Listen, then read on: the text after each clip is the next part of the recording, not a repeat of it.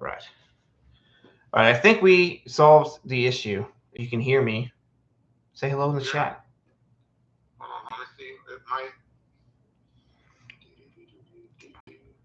I think I'm seeing a green bar underneath the next to the mic now. I didn't see a green bar beforehand. Okay, I see it's live. Hold on 1 second. Let me go in the viewer with you just to make sure. Yeah. All right. Talk. I'm gonna talk now. We can hear me. Talk. All right. Yeah, they can hear me. Yes. All right.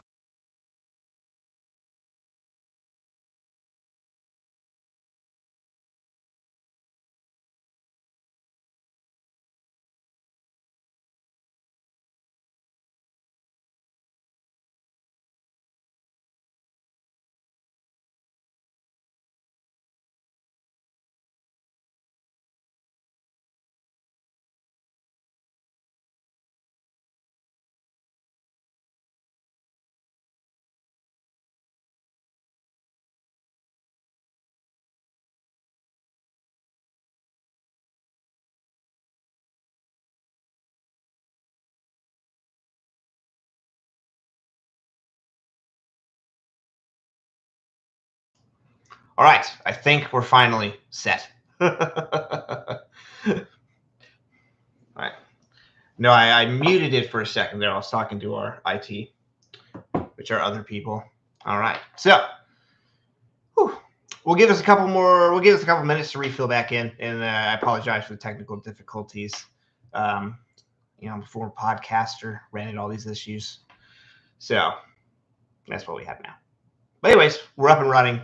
We'll let the chat fill in a little bit more, but just as a brief briefing, we are doing this on the YouTube Live as a test stream with the Patreon itself. We're going through a little bit of some technical difficulties on getting the streams connected with YouTube, and we're still trying to figure that part out.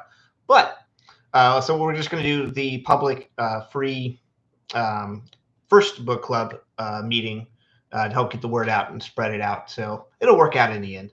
And then, of course, we'll go on to the Patreon. So if you like content like this, you like some of this stuff, absolutely go onto our Patreon, support us there, and we're going to go from there because we're a professional team.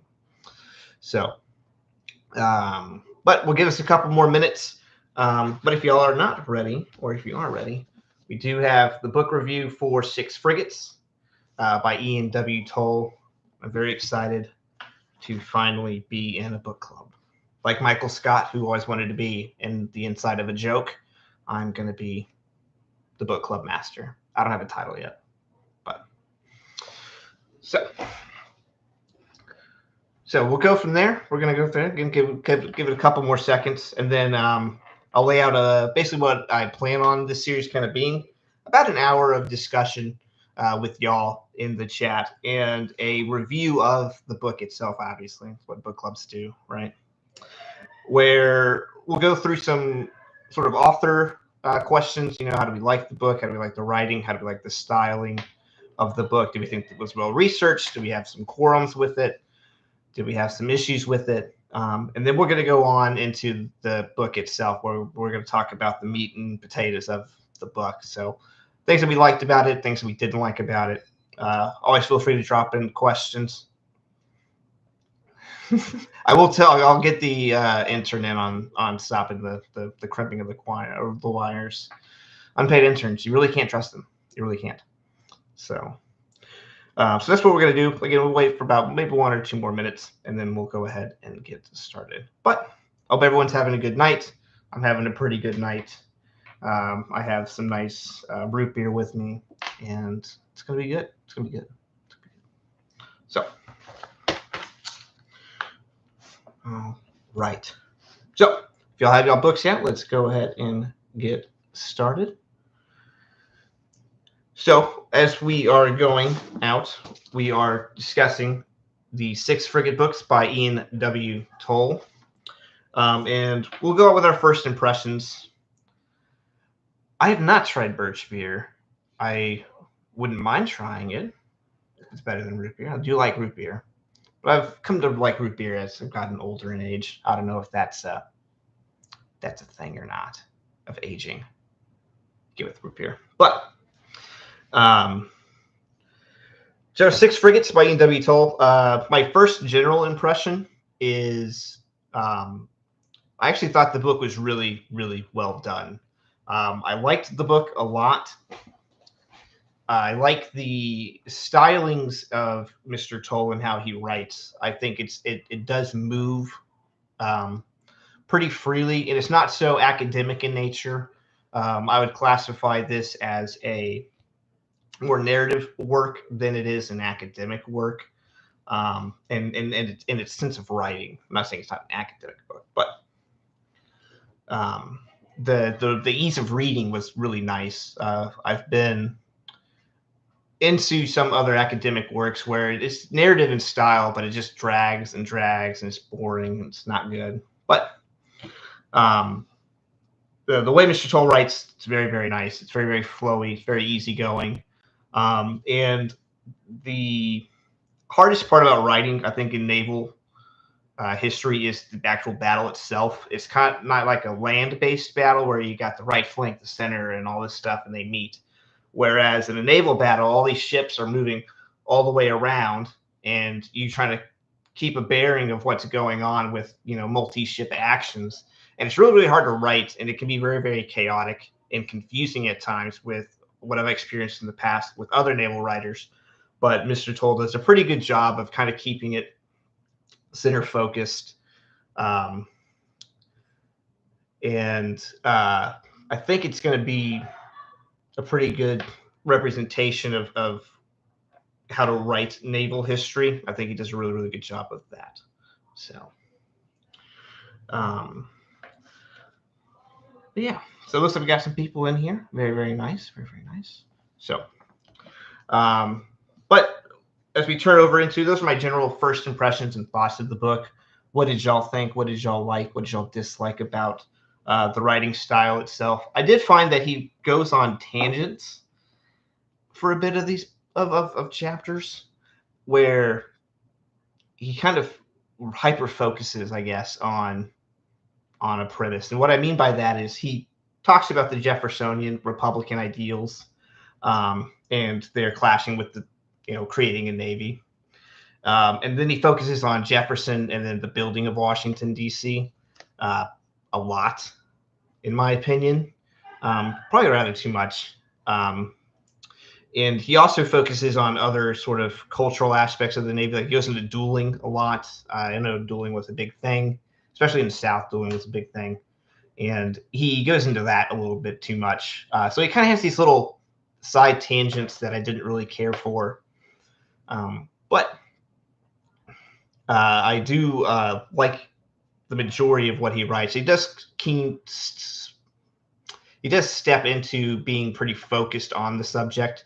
I know as historians and history lovers, we like to go into the history of things, obviously. So we spend a lot of time on the build-up and the history of the event before we even describe the event. And then the last 10 pages of the book, all it is right there. So I'm Mr. Johnson. I don't have a whole lot of interest in pre-World War II naval history, but I've been recommended in the past to read 6 Frigates. But it was you starting that was with the push I needed. Yeah, absolutely. I didn't have any sort of major interest in the early part of American history either. But this one is a really good introduction to it. Like I said, he breaks down the history of creating a navy. A lot of people just think, oh, you're going to put the ship out to sea. Okay, well, there you go. But a lot of it goes into putting that ship into sea that we don't think about. Really just the logistics of it. What I like about the first part of the book is Mr. Toll talks about the building of the ship and all of the materials that are required for it, the rigging, the rope, line, the munitions, all sorts of stuff like that. It's a lot more than what people kind of just take at face value. Oh, it's a ship, it's a bunch of wood and a bunch of cloth. But you got foodstuffs, you got water, you have all sorts of stuff that goes into the ship that told us really good explaining and expressing in a really nice way. So those are my thoughts of his writing. I think they're very, very nice. So, but as we get into the book, so we're going to get into the meat and potatoes of everything. The first question that I have set out is, what are the challenges that were faced when deciding of the creation of the Navy, foreign policy changes, domestic policy changes? That overflying.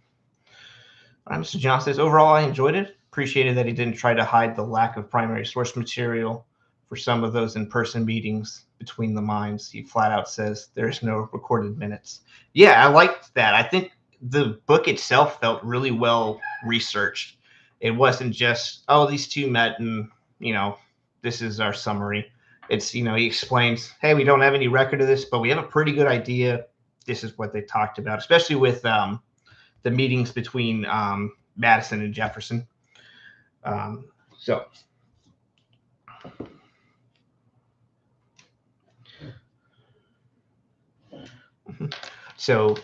that's what it is. It's done pretty well.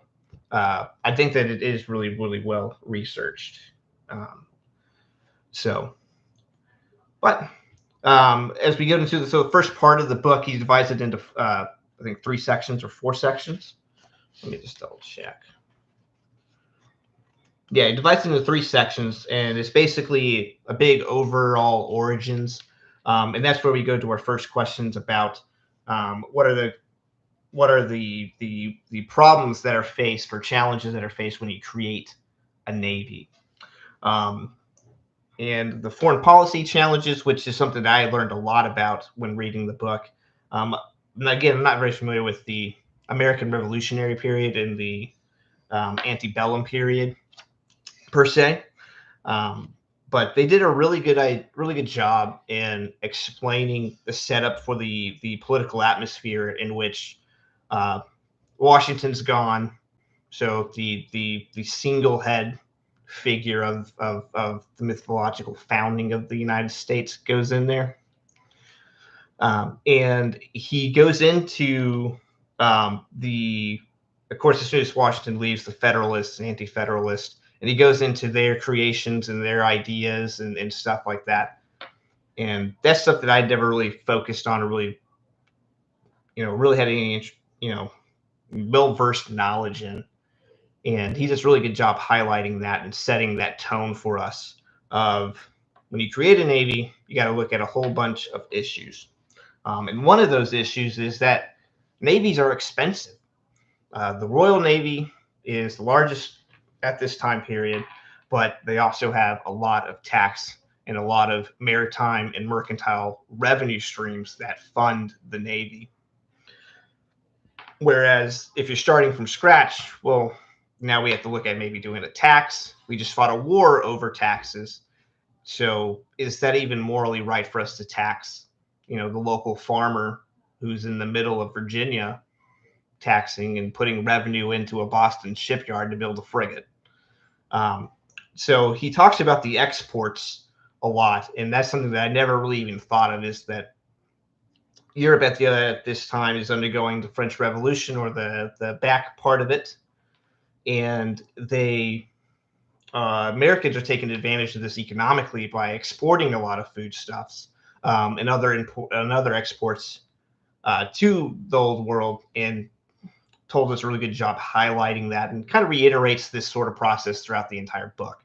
And that's something that I never even thought about, is we were taking advantage of turmoil over there on the far side of the world. And we're like, hey, why don't we take, and import some food because France needs some food. We're in Skogama. We can do that. We're a neutral party. And so, of course, with that, there comes the threats of various foreign powers. So first and foremost is the Tripoli powers, or the Barbary states, which leads into part 2 of the book, where it talks about the Tripolitan War. And I knew a little bit about it. My grandfather was a Marine, so he sang the Marine hymn a lot, and he has the Shores of Tripoli part of that. And so I knew a little bit about it. But coming into it, he talks about the foreign policy changes of Madison, where he's coming in and we kind of just buy out the peace, we buy out the ransoms. But should we? We're a young republic. We need to establish ourselves on the world stage, and no better way to do that than with these Barbary states as a good opportunity to kind of set our own footing. And so all of that goes into the deciding and building of a navy. And domestically, again, navies are expensive, they're time consuming. This day and age, where you're going to get the manpower from, when you have wages that are twice as better on a merchantman, why would you want to go sign up and be in the Navy? You get lower pay, you get yelled at by somebody, not a good life. So I think that he highlights those issues very well. So next are the economic and personal challenges that are going into these ships.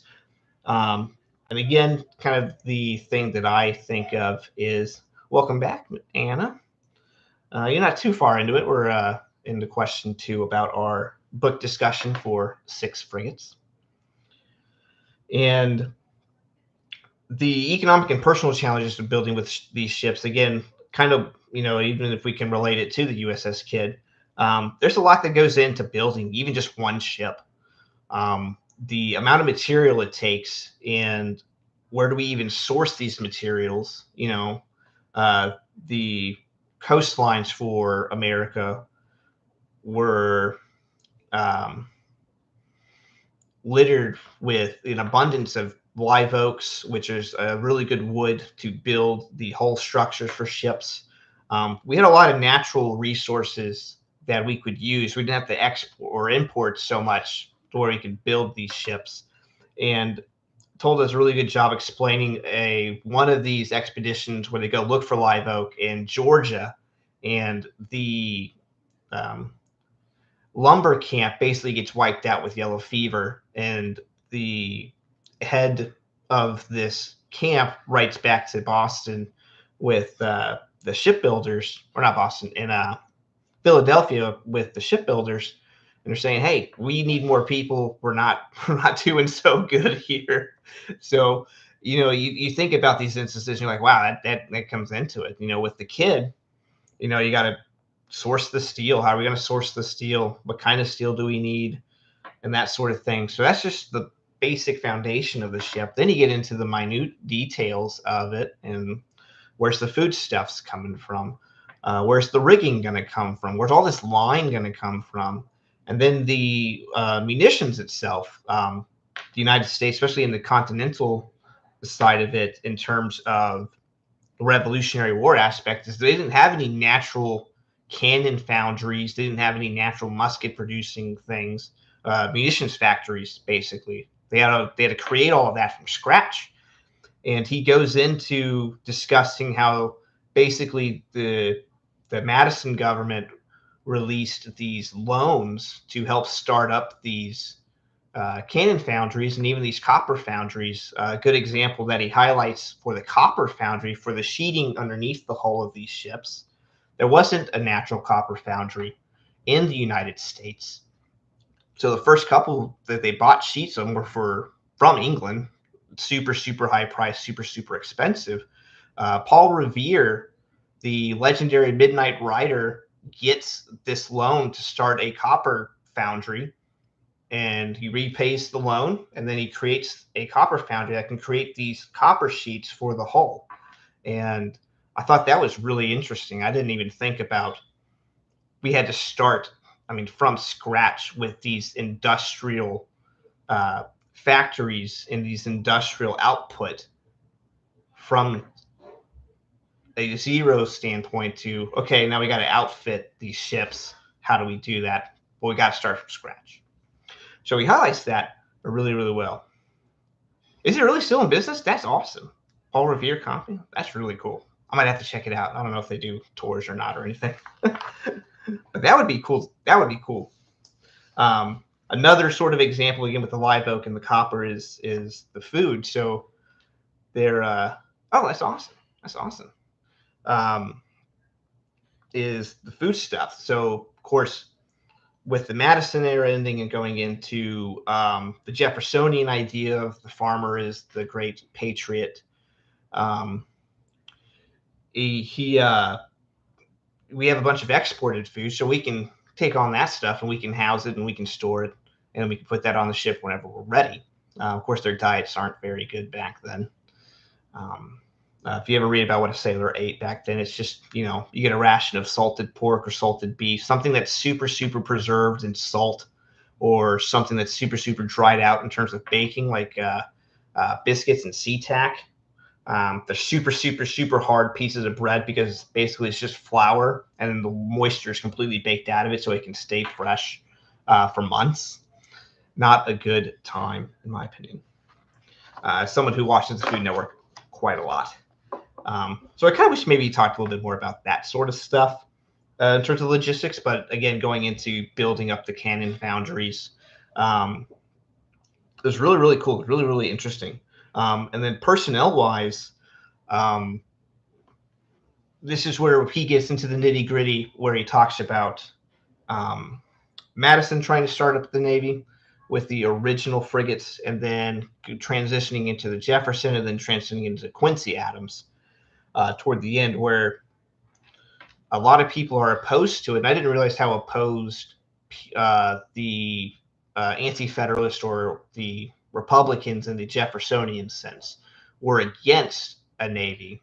They simply state, it's too expensive. If we can't run the merchant ships out there, then we don't run them out there.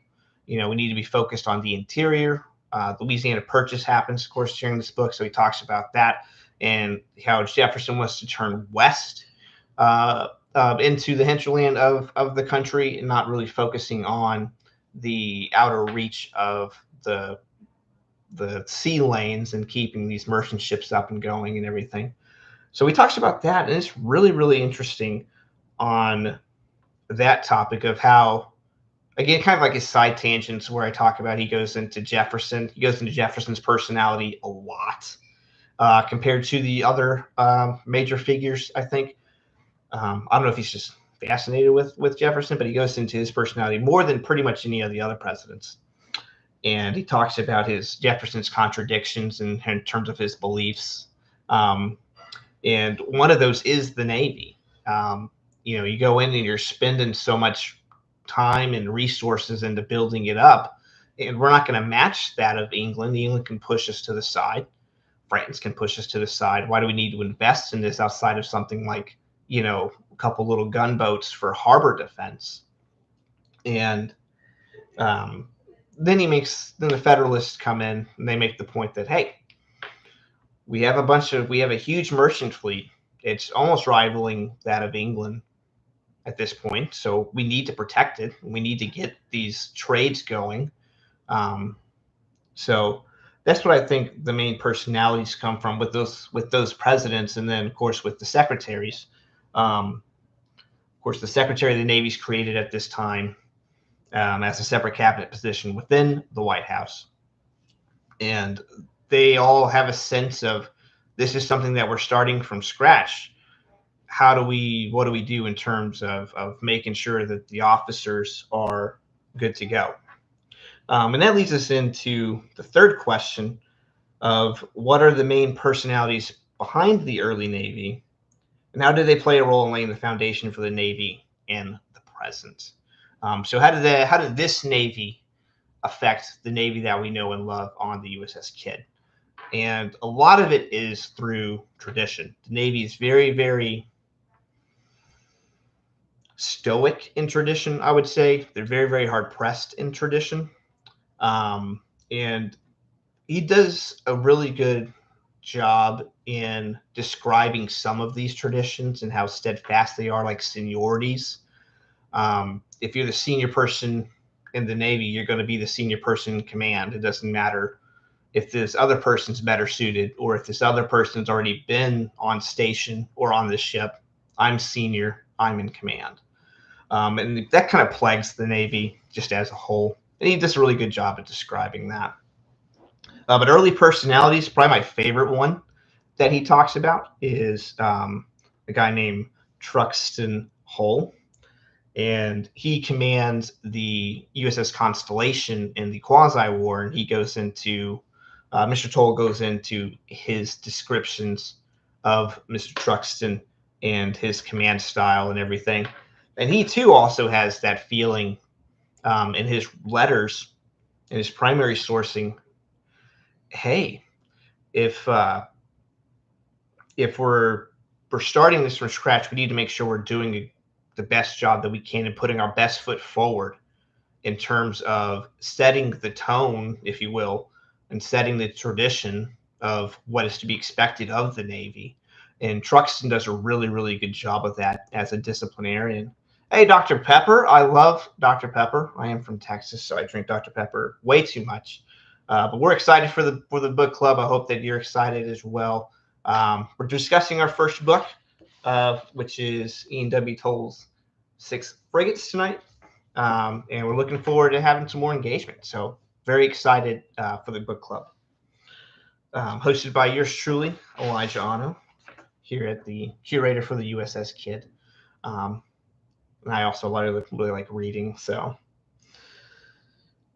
all right, let's talk about Truxton Hall. So Truxton, he has that sense of we got to put our best foot forward. And the book we're going to read later on our list goes into a lot more detail about the Continental Navy and then just in realizing that we need to put our traditions forward. But we come from an English seafaring tradition, so why not look at them and adopt a lot of their stuff? And so we do. We adopt a lot of the mannerisms. We adopt a lot of their English traditions on board the ship, like grog. You get your pint of grog a day, stuff like that. And we put that into ours. And we use that, not to a detriment, but we use that as our established foot, if you will. And Toll goes into a good lengthy discussion about during the Quasi War with the Navy's first actions. It does a really good job. I'm going to say really good job a lot because I really liked this book in particular. He goes into describing, setting the tone in terms of discipline for the men. Truxton ran a very, very tight ship, it seems like. And, of course, when he goes into action against the late Insurgents, which was a French frigate, they perform really, really well. And this is kind of the Navy's first real taste at fighting, and they come out on top. So Truxton takes in the prize of the Insurgent, and he basically gets welcomed back as a hero. And he goes in, he has a bunch of dinners with high society, the aristocracy in DC that's blooming. He goes and meets with all of them, and he meets with Adams. And, he also describes, hey, we have to continue with this sort of making sure we're on the right foot and picking the right personnel for this burgeoning Navy. And he does a pretty good job, or Truxton does a good evaluation of this next generation of officers and midshipmen who can be as young as 12, and highlighting their leadership skills and promoting these guys and putting them in. And then all of that generation goes off and fights in the War of 1812. And Truxton does a really good job of evaluating them. So he's probably one of my favorite personalities. Of course, you can't talk about the early Navy if we don't mention Mr. Preble, or Commodore Preble. And he took charge of the Constitution, and he goes through to the Barbary Wars, and he leads the Navy through the Tripolitan War. And what spawns out of Preble are something called Preble's Boys. And it's guys like Stephen Decantor who command the Constitution later in the 1812. I forgot his first name, but Bainbridge is his last name. He goes off and takes command. And so he also is, again, a strict disciplinarian, but a good manager of people. It seems like he knows how to run a ship. He's been around ships for most of his life. I think he's in his 40s or late 30s whenever he takes command of the Constitution and goes off to Tripoli and takes charge of the Mediterranean Squadron. And Toll highlights this sort of trait that he has in terms of picking out people and forming what a ship needs more than anything, which is a good crew. And Toll does a really good description of when the Constitution's crossing the Straits of Gibraltar and they're coming across a British ship, and he's hailing them. There's no response. And eventually the British ship says, we're an 84-gun ship of His Britannic Majesty. Who are you? And Preble's response is, light your matches, boys. So he goes in. He doesn't know what this ship is. It's just some British ship. And he just goes in. It's like, all right, well, we're ready to fire on you if you don't, address who you are. And eventually he finds out that this is just actually another frigate belonging to the British, but not some big 84-gun ship. And guys like Stephen Decantor look at that and they say, wow, this guy is actually ready to fight. And so that helps bond the crew together. And they go off into the Mediterranean onto the North African coast and perform there. So, any feedback so far? Any questions? Anything like that? What are y'all's opinions on the early Navy? What did y'all think of their performance? I think early Navy did kind of overexceeded. Of course, there are some bad apples in there, or some mild commands in there. But overall, I think the early Navy did a really above and beyond in terms of achievement for what was given to them. So, question 4 is, how did the Navy perform in the Quasi-War and in the Barbary Wars? In the Quasi-War itself, I think we did about even. I do wish Toll spent a little bit more time going into other things besides just sticking with trucks and the Constellation. The USS Essex, a sloop, actually gets involved in the Quasi-War and actually gets captured. Of course, a lot of privateering actions happen. He doesn't discuss any of that. Of course, it's a Navy book, not a privateering book. And those are always at odds with each other. So, but overall, I think in the Quasi-War, I think the Navy itself performed well, again, highlighting the insurgent and Constellation battle. Toll does, I guess this is probably one of my other gripes about Toll. The battles themselves are written bland. I don't know. Like, I enjoyed them. Don't get me wrong. I enjoyed his descriptions of them in his way. But in his preface, he talks about how he's using old language and to match these parts of what a ship would be called. So I'm not entirely familiar with them, so I had to go look them all up. One of them, he uses larboard, Larboard, which is basically port side. But older folks will know that larboard is really the left side of a ship. If you're facing the front of the ship, larboard's on the left. So he uses that term a lot, and that kind of threw me off for a little bit, but I was like, it's port side. So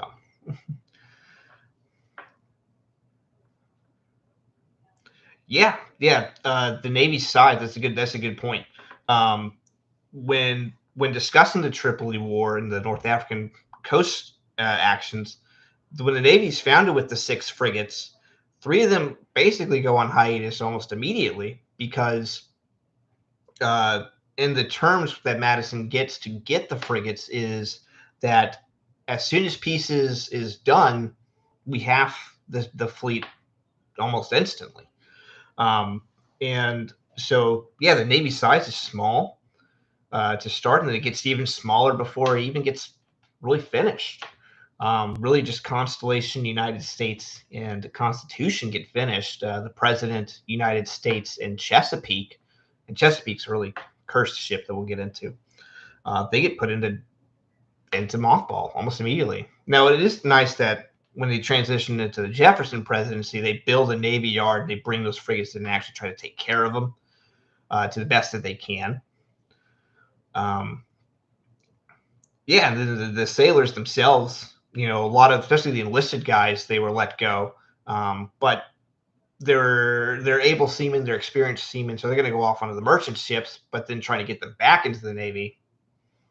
Again, that pay rate, better conditions. You have that, and then of course all the officers themselves, they go on half pay, and half pay is not you can't really live off of half pay unless you're all the way up there, which only Truxtun was, and he was well off because he had prize money from his capture of insurgents and his finagling of the details of that ship. So yeah, exactly. It takes personnel out of the fight. That's exactly it. The Chesapeake's, again, yeah, that was a cursed ship. That we'll talk about here in just a minute. So those are my thoughts and views of how the Navy performed, especially early on with the Quasi War and in the Barbary Wars. You had Preble setting the precedent, and you had Truxtun setting these precedents, and the guys like Isaac Hull come onto the picture, serving under these two, and again setting that foundation for the Navy that goes all the way up through to the present day of, it's a disciplined fighting force. This is really what we're looking for, and they set that bar pretty much as high as can be expected. So I think that they do really, really well.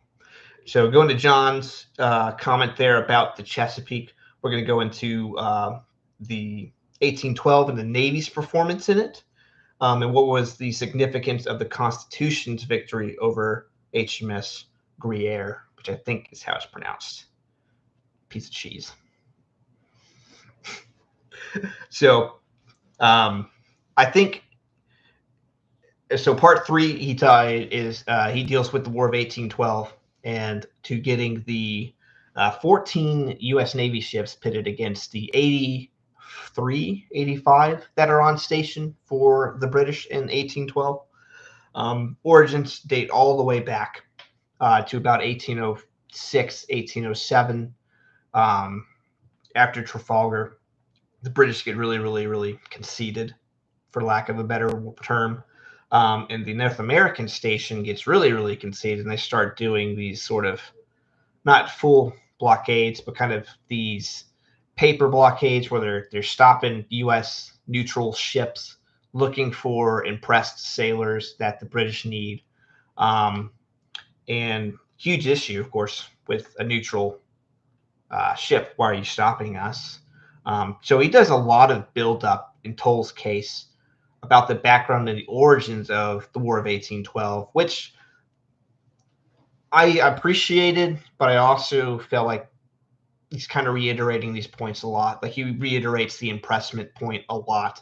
And I understand that's a big contention for the War of 1812, but kind of just keeps playing into it. But I think overall, the way he describes the Navy's performance, it's, to me, way better than the Army's performance.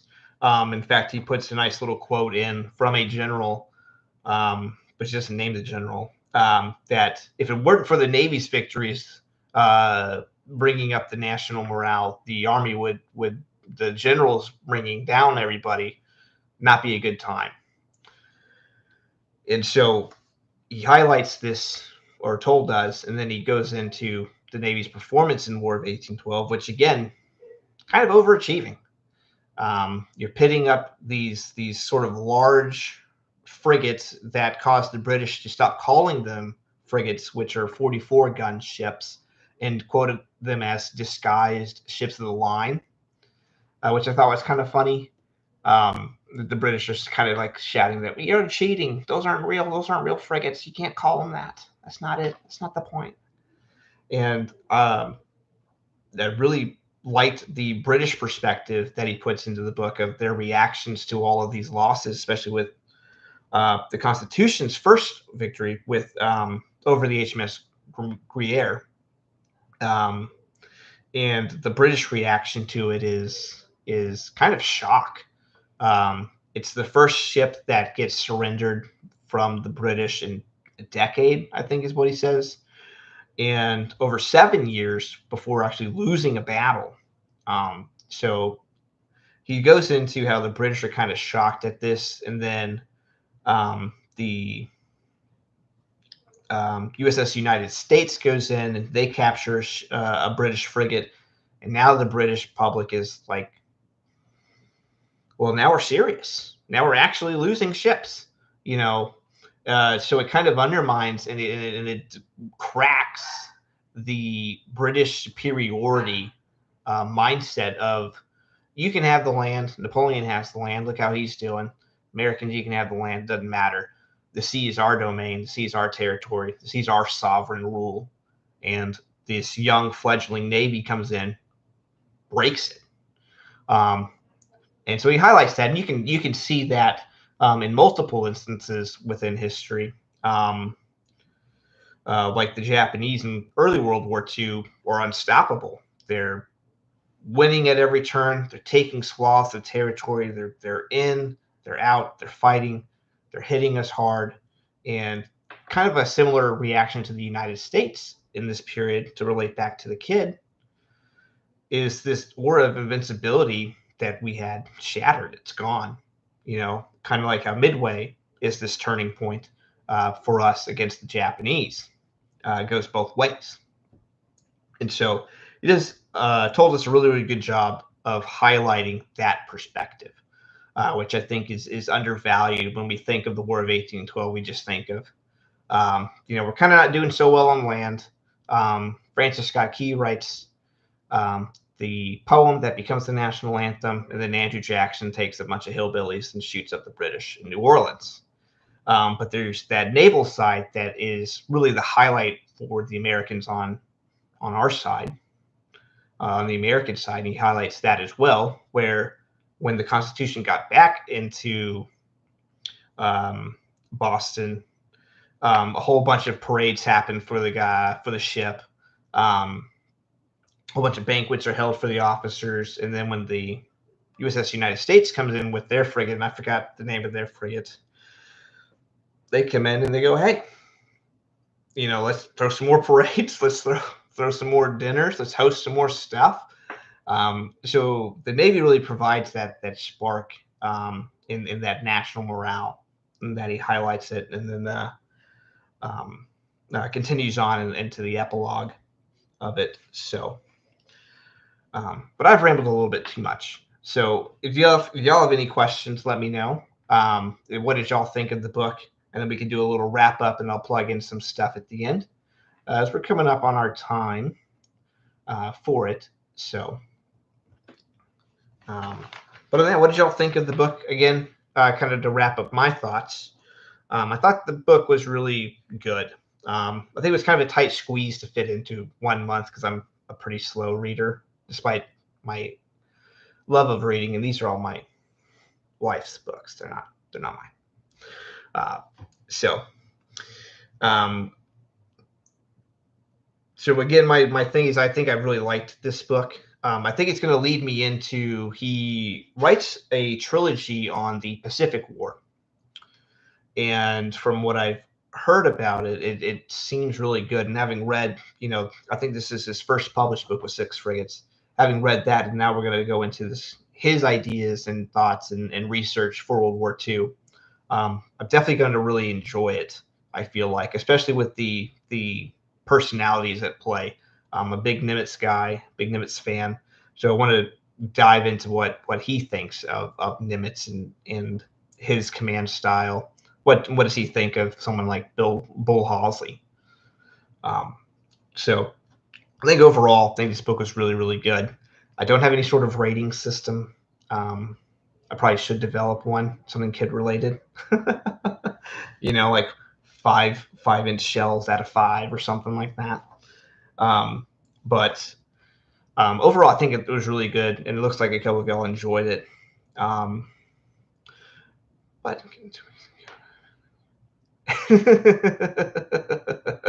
yeah, I think that it was kind of a bit of a cram, a little bit. But the first time, so we're kind of figuring out what we're going to do, what we're going to think about in terms of this. Like, is something like this monthly worth it, or do you want to do bi-monthly?